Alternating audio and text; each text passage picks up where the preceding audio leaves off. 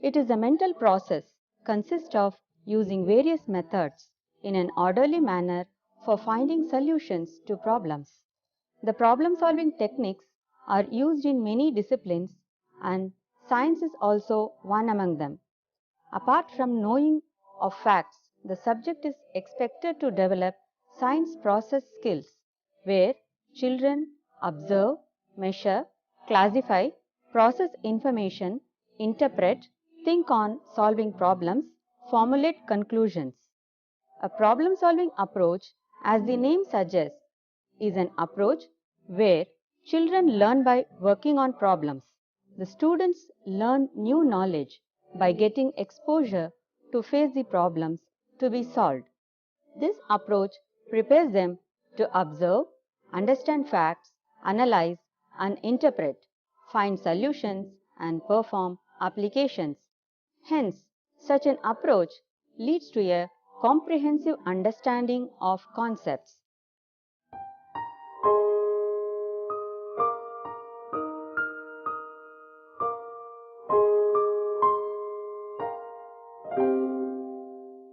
Problem solving is and should be an essential part of science curriculum. It assumes that students initiate some of the responsibility for their own learning by taking personal action to solve scientific problems, discuss alternatives, and fix to solve the problem.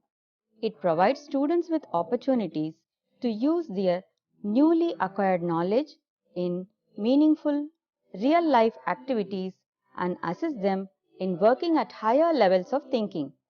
Problem solving is a process, an ongoing activity in which students discover what they don't know. It involves overcoming obstacles by generating hypotheses, testing those predictions, and arriving at satisfactory solutions.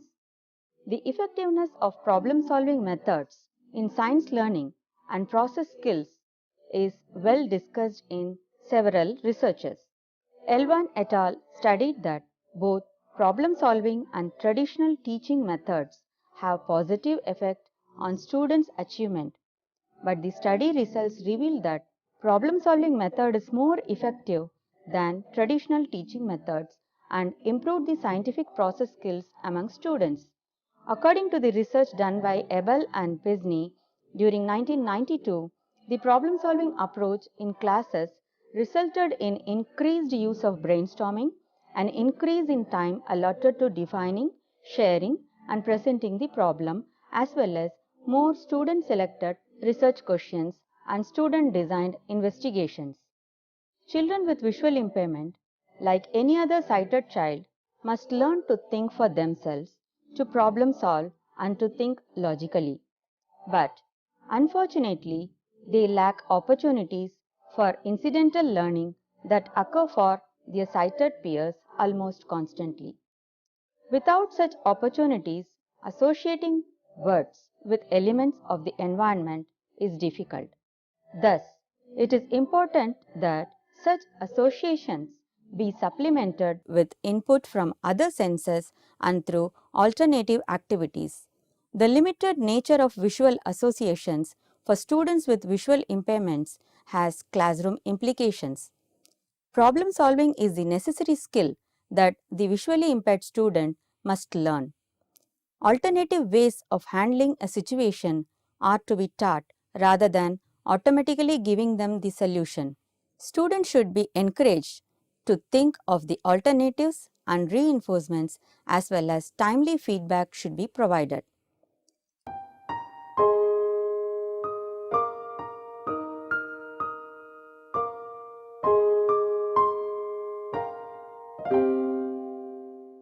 Seeking information, generating new knowledge, and making decisions.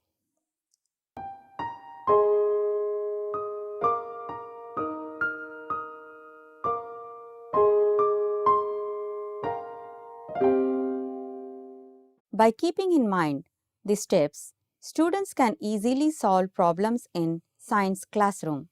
The first step is understanding the problem. Understanding the nature and magnitude of a problem and its related goals would help the students to gain confidence to work further. The second step is finding barriers, if any.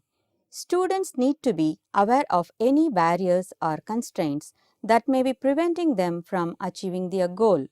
The third step is identifying various alternative solutions. After the nature and parameters of a problem are understood, students will need to select one or more appropriate strategies to help resolve the problem. The fourth step is trying out a solution. Students need to understand that there are many strategies available and no single strategy will work for all problems. Last step is evaluating the results. It is imperative that students have multiple opportunities to assess their own problem solving skills and the solution they generate from using those skills.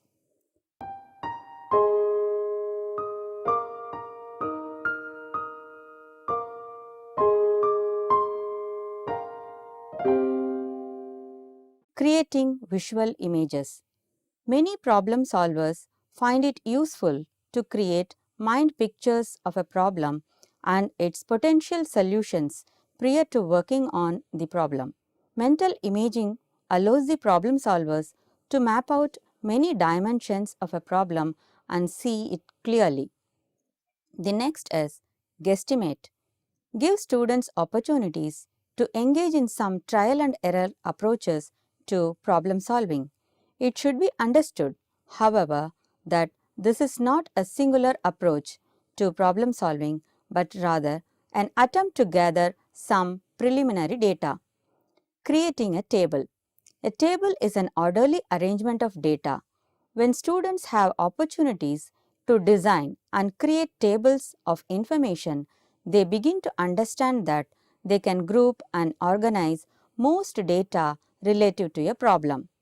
Use of manipulatives. By moving objects around on a table or desk, students can develop patterns and organize elements of a problem into recognizable and visually satisfying components. Working backward. It is frequently helpful for the students to take the data presented at the end of a problem and use a series of computations to arrive at the data presented at the beginning of the problem. Creating a systematic list. Recording information in list form is a process used quite frequently to map out a plan of attack for defining and solving problems. Encourage the students to record their ideas in lists to determine regularities, patterns, or similarities between problem elements.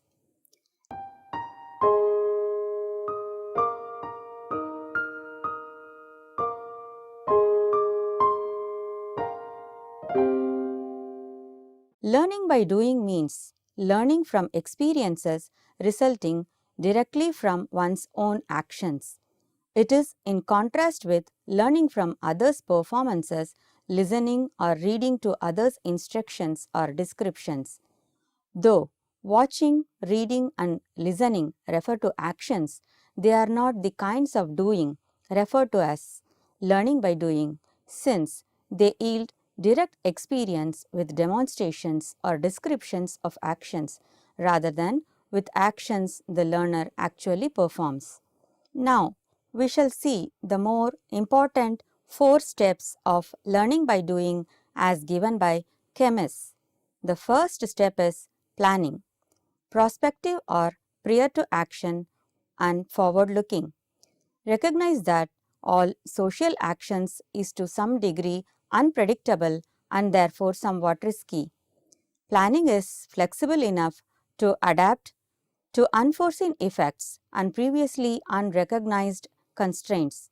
Strategic, taking into account the risk involved in social change and recognizing real constraints in the situation. Chosen because it allows the practitioner to act more effectively over a great range of circumstances more wisely and more prudently. Action. Actions are deliberate and controlled, careful and thoughtful variation of practice. Practice as idea in action. Actions are guided but not controlled by plan and prior practice. They are risky in real time, dealing with real constraints. Sometimes they are fluid and dynamic, instant decisions and practical judgment. Struggle towards improvement. The next one is observation. Documenting the effects of action is observation. Prospective is it provides the basis for reflection now, but more so in the immediate future. Careful observation is necessary because action will always be limited by constraints of reality, and all of these constraints will never be clear in advance. Observation must be planned so that there will be a documentary basis for subsequent reflection, but it must not be too narrow. It must be responsive, flexible, and open-minded. Observe the action process, observe the effects of action, intended and unintended, observe the circumstances of and constraints on action, observe the way circumstances and constraints limit or channel the planned action and its effects on other issues which arise. And these observations are guided by intent to provide a sound basis for critical self-reflection. The last step is reflection. Retrospective recalls action as it has been recorded in observation. It seeks to make sense of processes, problems, issues, and constraints made manifest in strategic action. It takes into account of the variety of perspectives possible in the situation. It is aided by discussion among participants. Through discourse, a reconstruction of the meaning of the social situation leading to a revised plan. Evaluative aspect of this is practitioner is to judge whether effects or issues were desirable and suggest ways of proceeding. The descriptive aspect of this is new understanding, a more vivid picture of the situation, the action, and what might now be possible.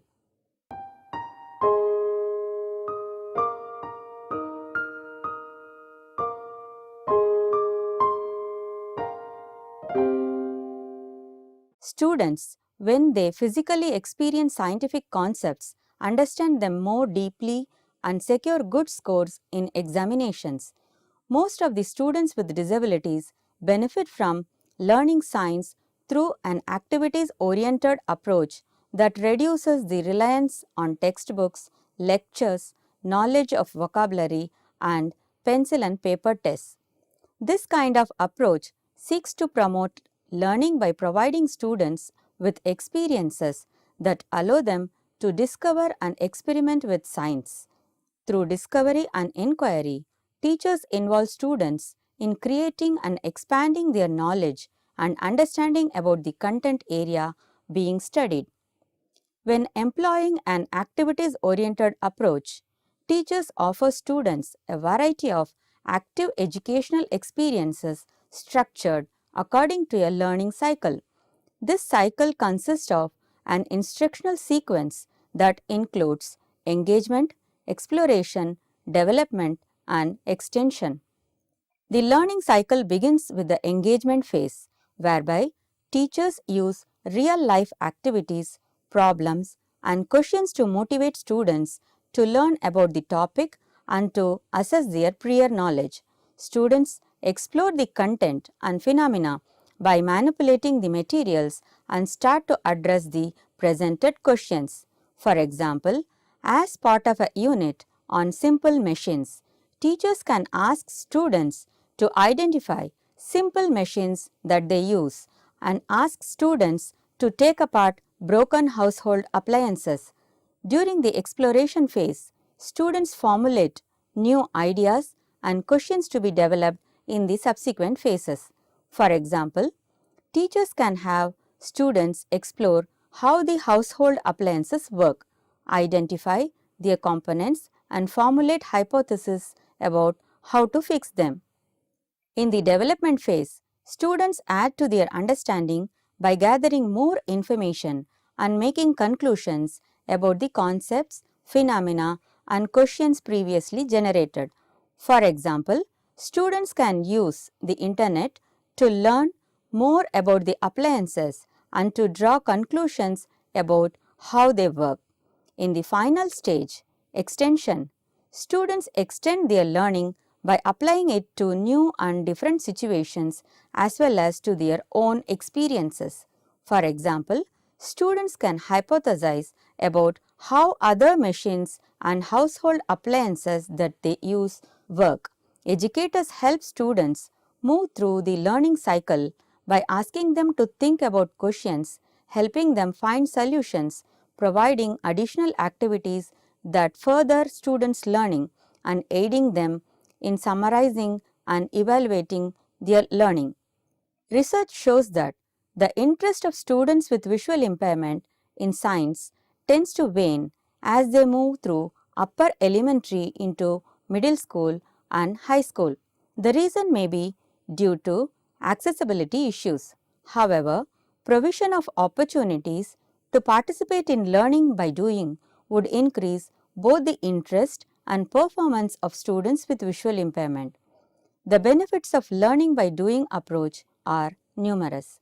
It has been shown to improve both performance in the test and self-confidence of the students. Since learning by doing is interesting and motivating, discipline problems in the classroom and lab setting are decreased.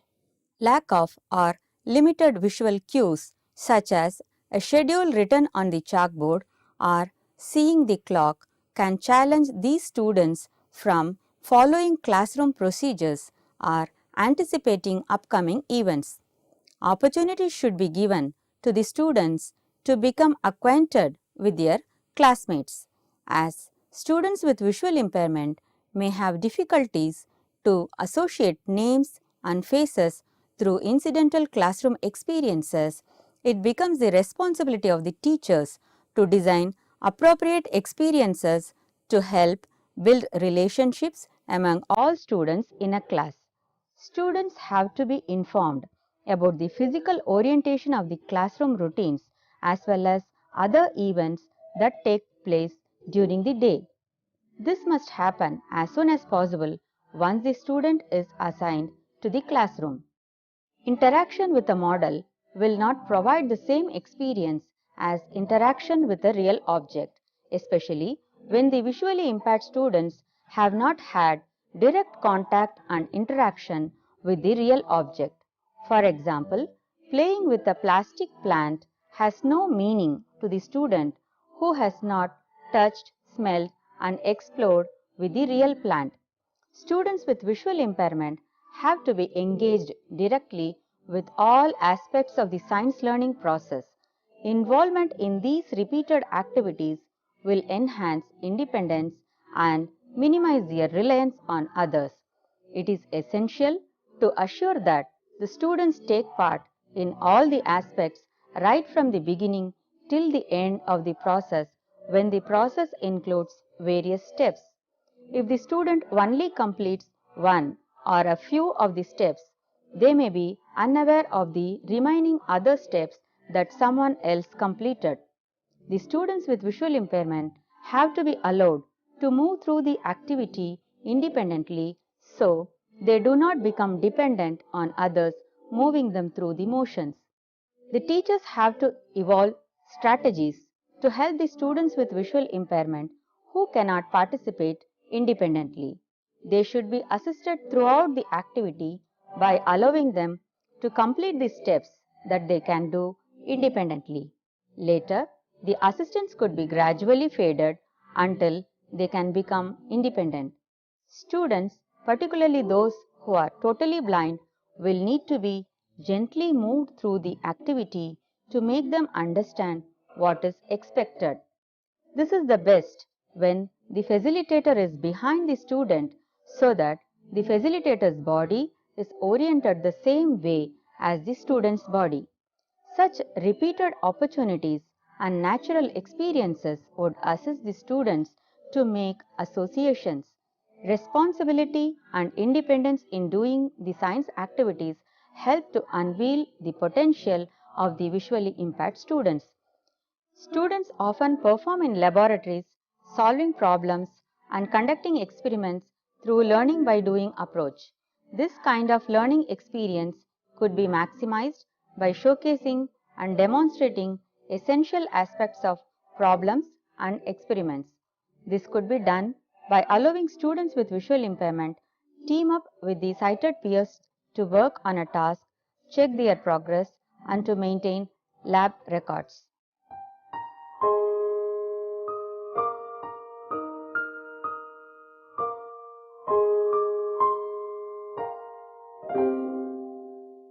Today, we have seen the two approaches, problem-solving approach and learning by doing approach, to teach practical components to visually impaired students. Thank you.